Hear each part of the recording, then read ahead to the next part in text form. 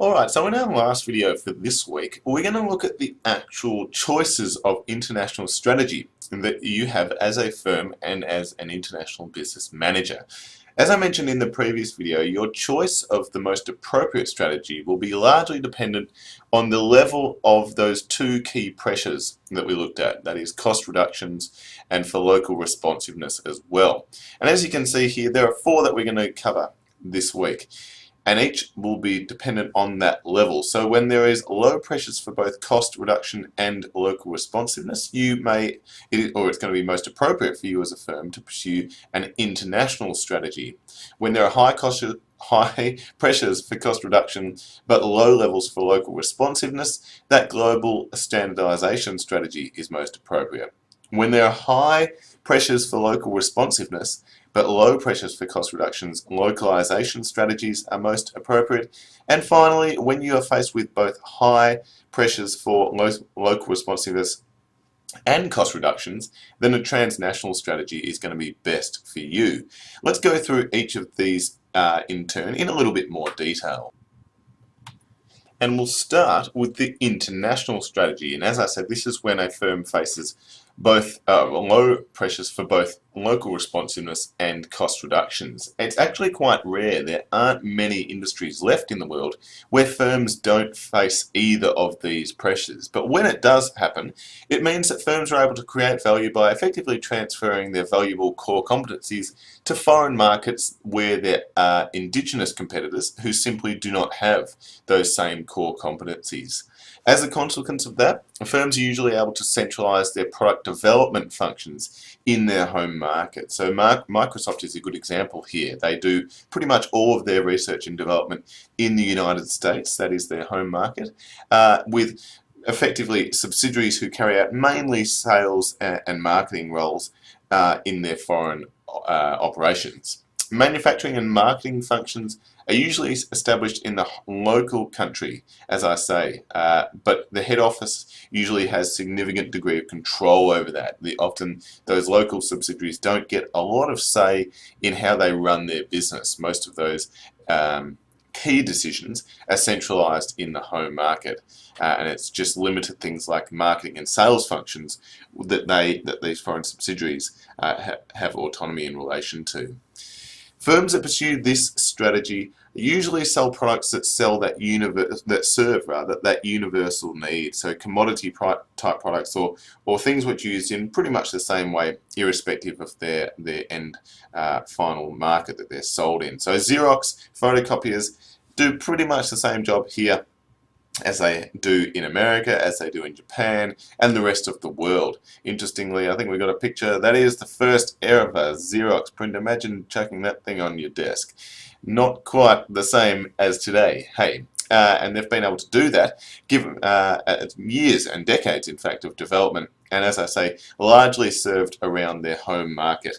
Firms that pursue this strategy also are able to take advantage of the limited need for customization of their product offerings in the market. There aren't expectations in industries such as the photocopier industry that there will be adaptations to suit the preferences and demands of different markets, because people will use them for the same purpose irrespective of where in the world they are. So it makes sense when there are low pressures for both of those key pressures that we mentioned on the last slide and the last video.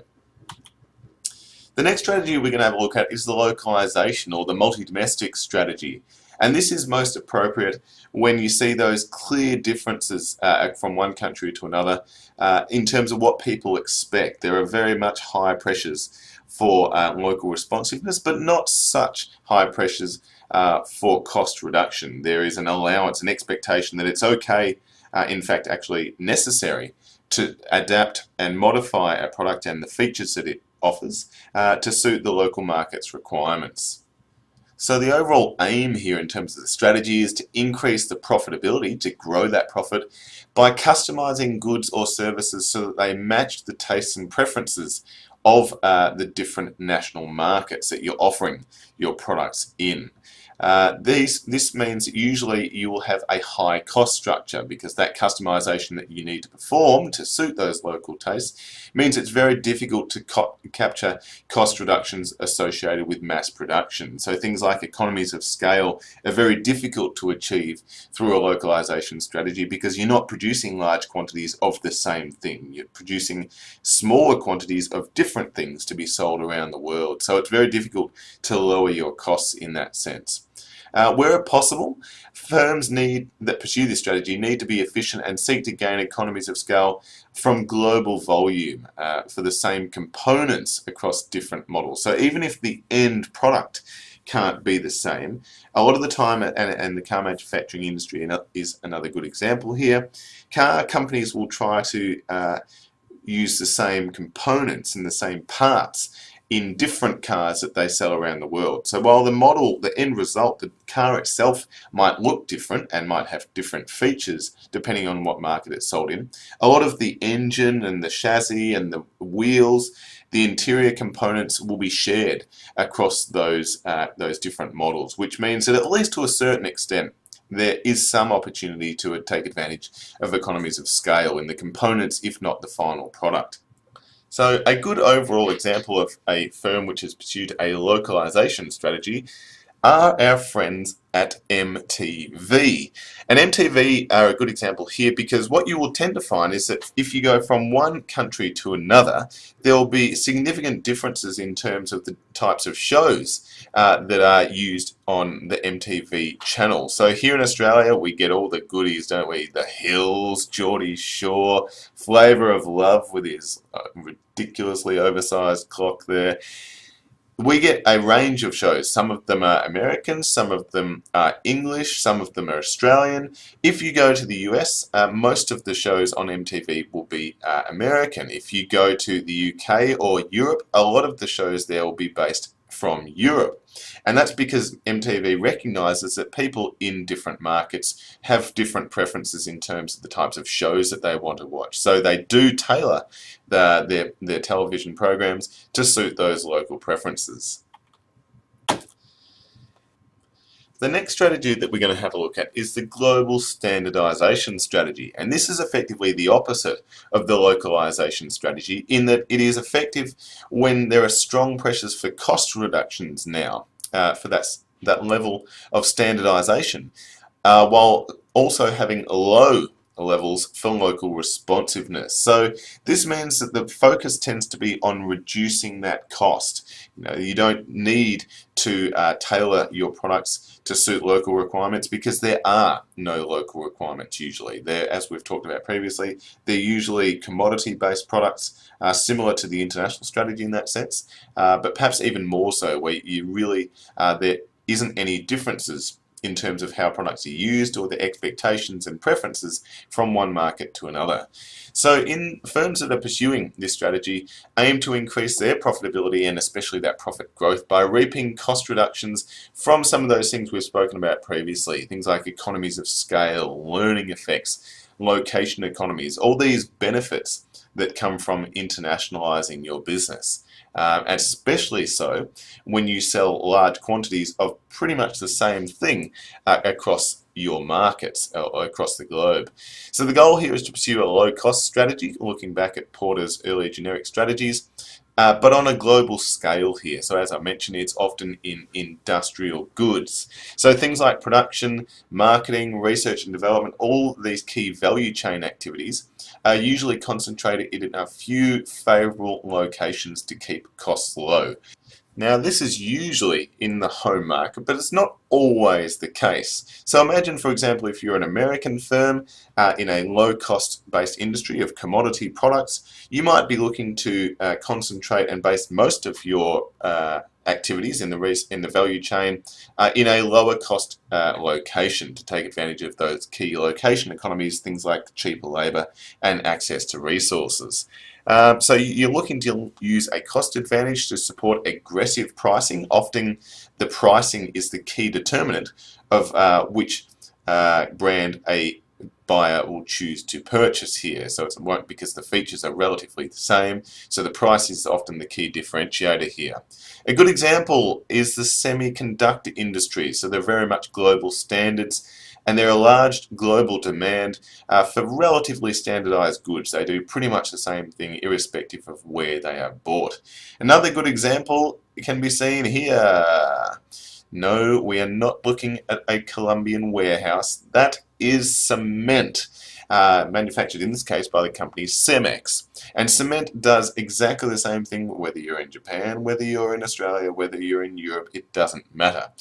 So this is a good example, and as I say, usually the key factor as to whether you're going to buy Cemex cement or cement from another brand is whichever is cheaper. So that is why these cost pressures are so high in these commodity-based industries. The final strategy we're going to have a look at here is the transnational strategy. And as I said before, a transnational strategy is most appropriate when there are high pressures for both cost reduction and also local responsiveness. So firms that pursue this strategy are aiming to reduce their costs and transferring their core competencies, while at the same time paying attention to pressures for local responsiveness. So already you can see how this will be quite difficult. You're having these two competing and contrasting pressures that you're trying to balance at the same time. A good example here is McDonald's.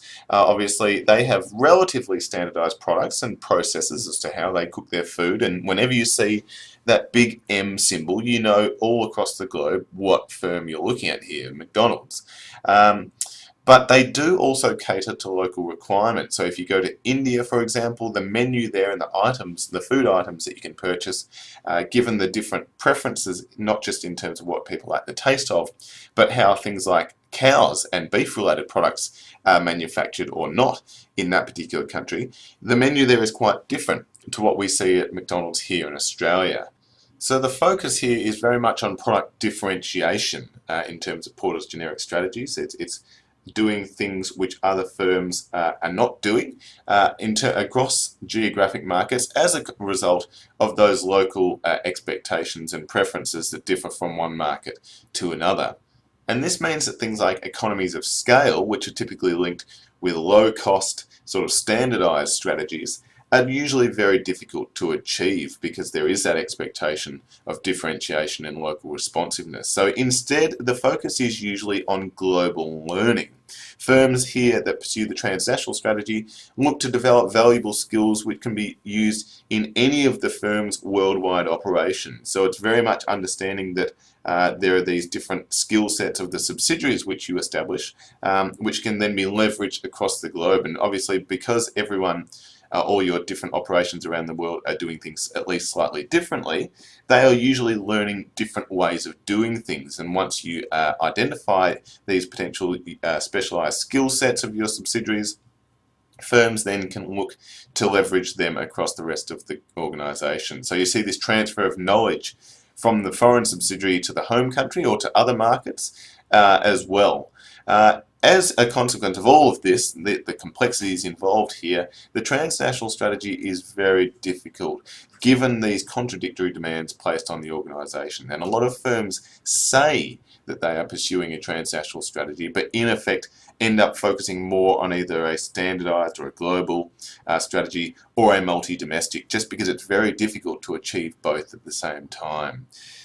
One final example of another firm that pursues the transnational strategy are our friends at Starbucks, who are good at many things but not writing people's names correctly. Especially if your name is Bronwyn, you end up with Pornwyn on your cup.